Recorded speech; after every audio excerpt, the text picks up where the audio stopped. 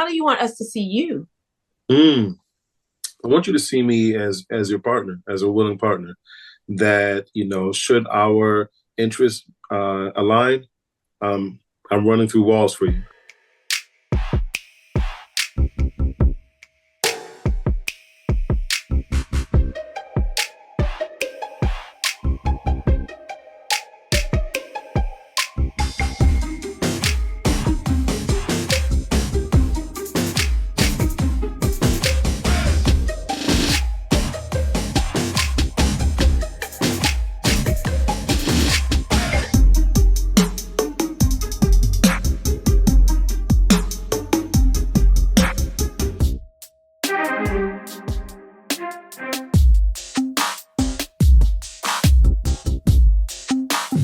Hi, and welcome to another edition of King Crush Thursday, the series where we highlight and uplift Black men because, frankly, not too many people are doing it.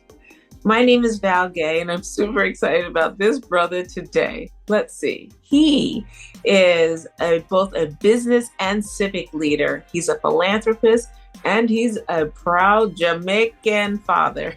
His name is Mr. Donavan West. Hi, Donavan. How are you, Val? I'm good, thank you. How are you? I can't complain at all. I can see you and you can see me. Life is good. There you go. I agree. And life is even better for me today because you are here, because we are making one more deposit into the bank of breaking open the narrow and myopic view of Black men, especially as seen in the media and across basically the world. And we know that there are as many types of Black men as there are many Black men walking on the planet. And yet when we see in the media, we see 1 to 2 stereotypes that are often very negative. But we also know that there's just so much more.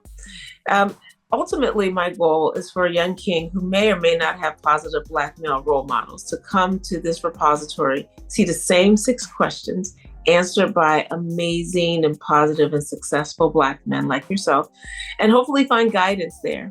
And then for the rest of us who are neither male or even Black, for us to come and also find guidance and hopefully open our minds so that we all can just be ourselves in the world. And so I want to get started. I'm just thankful that you're here. And I want to get started with the first question, which is, what does manhood mean to you? Well, that's such a great question. Manhood for me, it means, the ability to be all things. That's what it means. When I think about, the traditional man, right? You heard, provider, protector. Yeah, that's true. I believe manhood is about that. But I think manhood is really, if anything, it's a journey. It's a journey to, finding how much more sophisticated you are as a human being. Your feelings, your emotions, your fears, your beliefs. That's what I think manhood is. I think it's all of it. I think it's understanding that, you can be much more than, what typically comes with the title of being a man. So I love the idea. As you mentioned, I'm a proud father of a beautiful daughter, and I love what she was able to show me or allow me to show in terms of other dimensions to myself. So I believe manhood is about really uncovering who you really are versus the narrative. And you talked a little bit about some of the narrative that's out there, right? About Black men, but also just as men, period. There's a narrative that's very narrow, very myopic, and I think most people would like to believe that that's it. We have these 2 or 3 simple functions, and that's it. If we can just master that, we would, identify with this thing called manhood. But I think manhood is more of a journey to who you actually are, what makes you uniquely you, and how you can be able to do that, with your chest out, like with pride and with a certain kind of energy and optimism about the things that you want to achieve for yourself and your community. Mm-hmm. That's great. That's awesome. Excellent. Thank you. So Donavan, who and or what is important to you? Well, number one, God is important to me. I think that there's so much that's out here that can easily overwhelm me.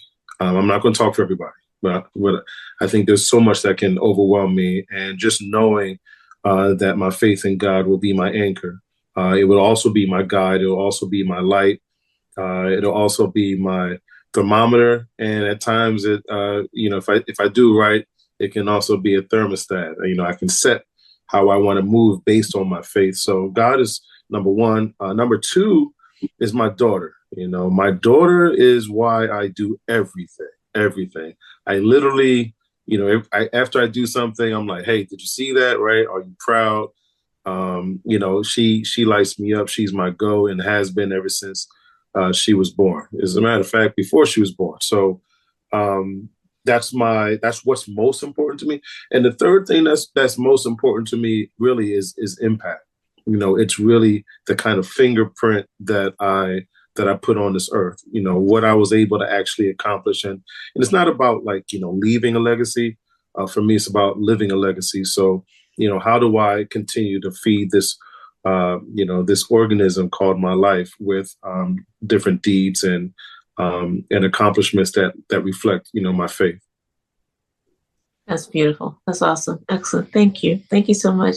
So Donavan, how do you want us to see you?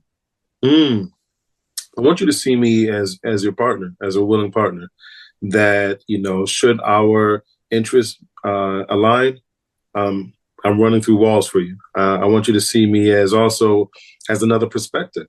I've been called, unique sometimes in terms of how I may look at a certain situation or how I may approach a certain situation. And I would love to, be able to be someone that you can trust to provide that additional perspective. And it may not be the most welcomed or, or something that you may feel like is going to, put you on the next level in terms of how you feeling. But sometimes you need those real conversations that can help keep you grounded, sometimes identify blind spots. So I want to be seen as someone that can function in that capacity. And then last but not least, someone that you can, feel comfortable in terms of sharing when you're not good. I definitely enjoy participating in crisis for call me the fireman or whatever. But I'm someone that when it gets crazy, when it gets when things seem like it's hopeless, that you can touch base with and figure a way out, or even just be an ear. So that's how I like to be seen. Awesome. Excellent. Thank you. Thank you so much. So Donavan, question 4 is, what is your epic dream?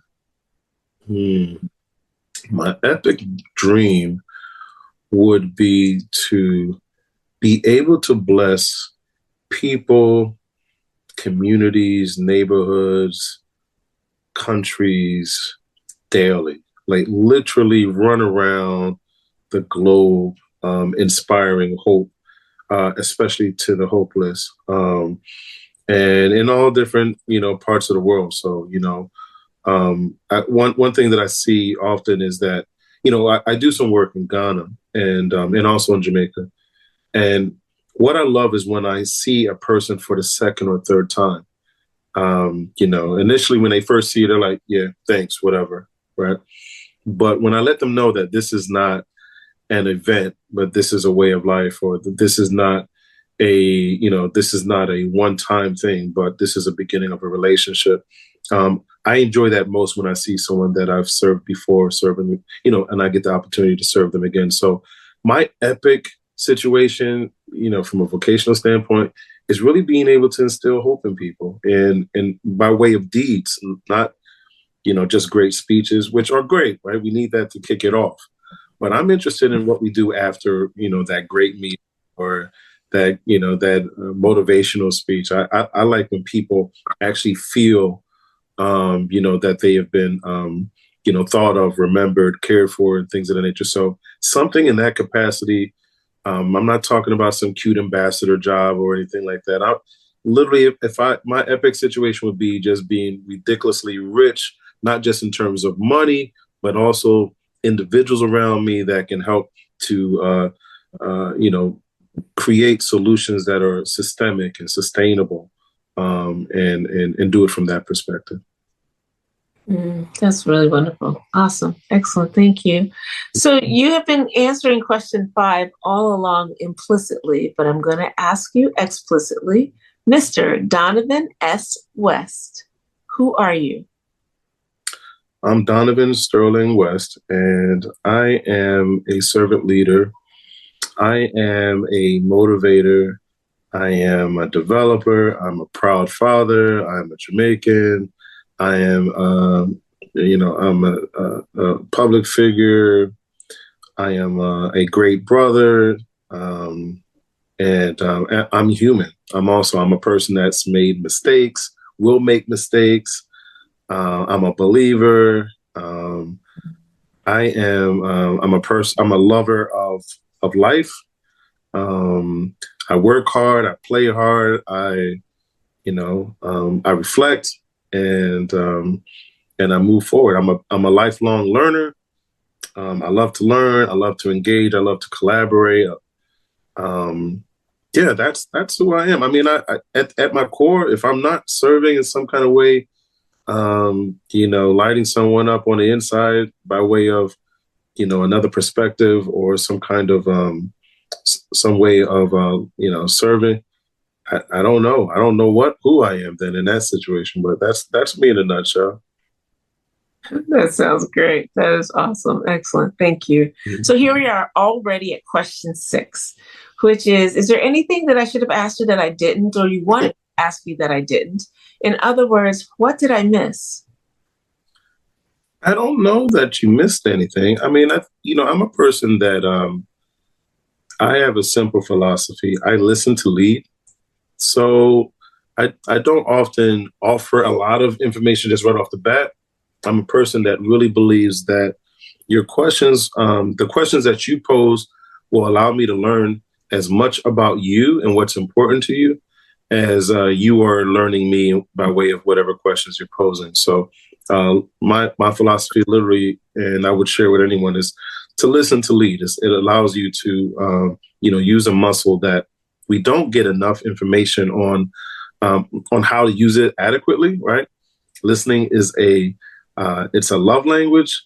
It's also probably the most rare form of communication that is out there because although we all hear about having 2 ears and 1 mouth, we still tend to use our ears to wait for that person to stop talking so that we can just say what we wanted to say in the first place. But if there's anything I would ask that you would have asked me it's just about my philosophy on listening to lead. But that's not a fair question to expect you to ask. So I just thought I'd just throw that out there. Listen to lead, is key. Allowing yourself, humbling yourself to learn from whoever is that's in front of you, so that you can be able to be more effective in the first place. Awesome. That's great. Thank you for bringing it up. That's really wonderful. Thank you. I really appreciate your presence in the world, in Philadelphia, in your daughter's life, on behalf of a daughter who has an amazing dad. I know how important it is. And so from her perspective, thank you, Dad. That's awesome. And I'm just really grateful that you're here. And so I honor you, my king. I pray that your epic dream will absolutely come true many times over, sooner rather than later. And I'm just really grateful that you said yes and that you were here today, Donavan. Well, Val, I want to say thank you to you, not just for putting me in this space on your platform, for creating the platform, for being mindful of what's happening out here globally and doing something about it. I really appreciate that. While we've just gotten to know each other, I'm extremely excited about your role professionally and personally in this world. And anything I can do to provide some support, just count me in. I really am. I'm looking forward to that. Last but not least, I think at the end of the day, whoever is watching these videos understands that, when we talk about your ability to achieve, to get from whatever, environment you may be or your social economic status, whatever, it really is possible.